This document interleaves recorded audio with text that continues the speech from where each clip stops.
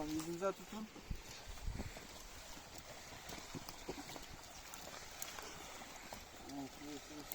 El değişsin.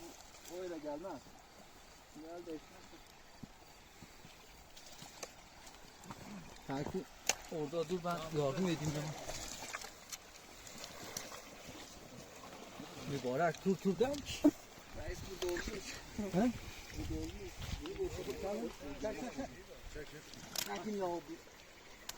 Abi götürüyor. Yatırsa ne yapacak? Sen yatırdın mı? Abi o devir çıkması lazım. Video çekiyoruz. Arkadaşı çekiyor.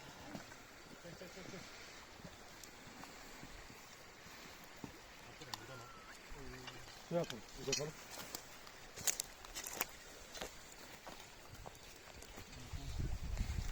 Canlı bozulu şey atalım, suya atalım.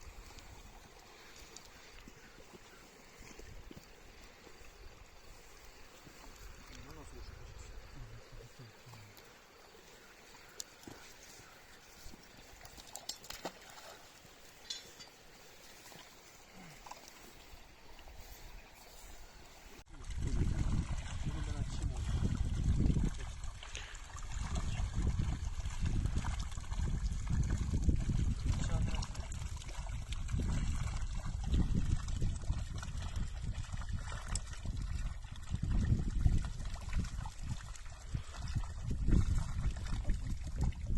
Geri arkaya atabilirsen kaçar onlar.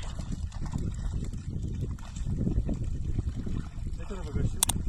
Karşıya doğru gitti.